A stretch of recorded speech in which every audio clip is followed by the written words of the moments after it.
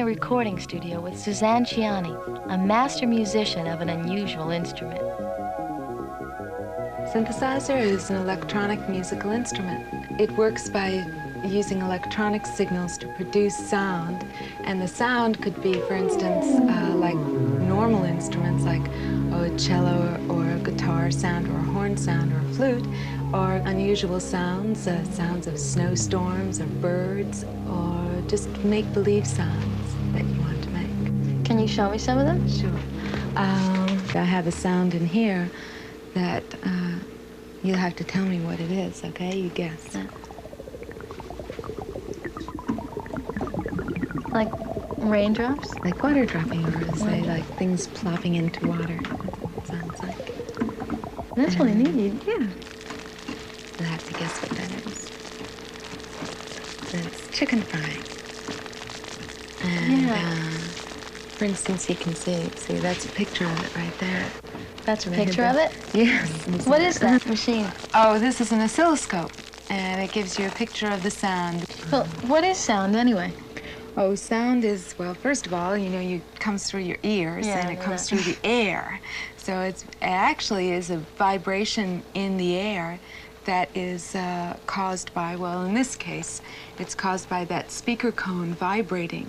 So the speaker cone vibrates at a certain rate, and that sends those vibrations through the air into our ears. Now, what's the difference between that chicken frying sound and a musical sound? Musical sound has definite pitch. What do you mean by pitch? Well, pitch is the way we hear things being, say, relatively higher or lower. For instance, when you sing a scale, do, re, mi, fa, sol, la, ti, do, like that, that's pitch. And really what's happening is that the waveform that you're hearing is getting faster and faster and faster. Now, I'll show you a pitch with a pure tone.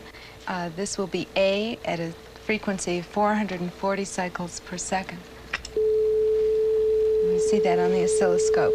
And now, if I double that and go to 880 cycles per second, we'll get the A an octave above that. And as you can see on the oscilloscope, there are twice as many cycles visible. Well, what would be the difference between that sound made by the synthesizer and a sound made by an ordinary instrument? Well, we could look at that. Do you play guitar? Yeah, a little.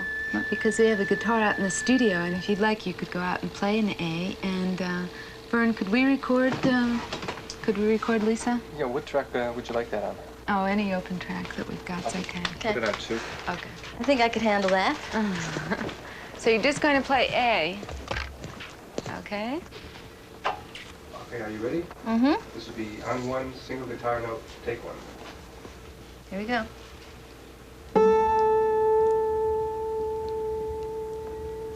One more time.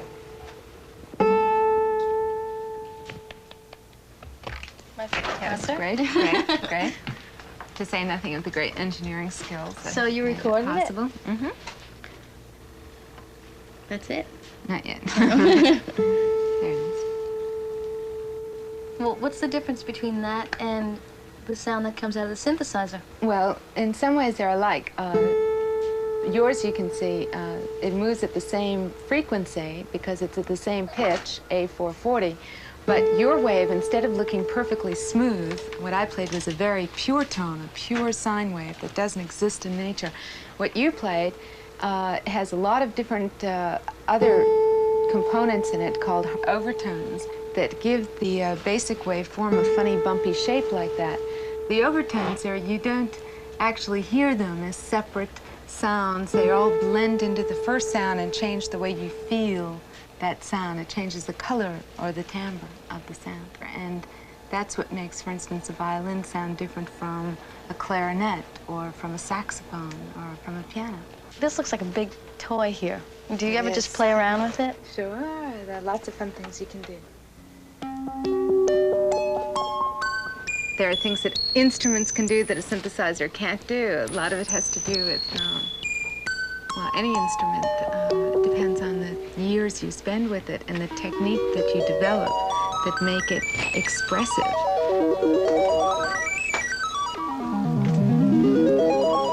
If I want, I can brighten the sound up a little bit. Now let's see. I have to. What are they?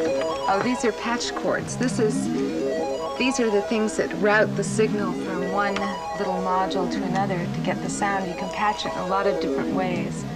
And the way you patch it will determine what you get. It's like creating an instrument. Do you know before you put them in what it's going to sound like? Well, you're always going towards an idea. You know, that's what makes you put the patch cords in certain places. You know, part of an instrument is what it can do, and part of it is what you do to it.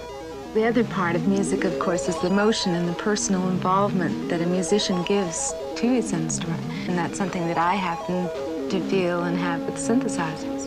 So I play the synthesizer the same way somebody else would play cello or violin.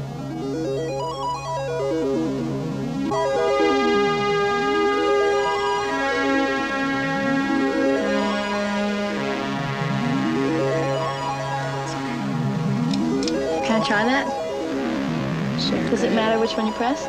Well, you want it to be, this is in C, so you want to hit, this is a C, this is a G.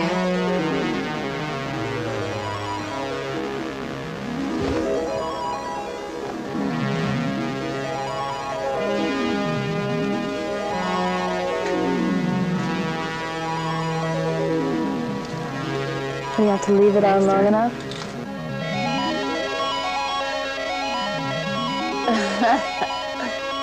Do you hear what you did?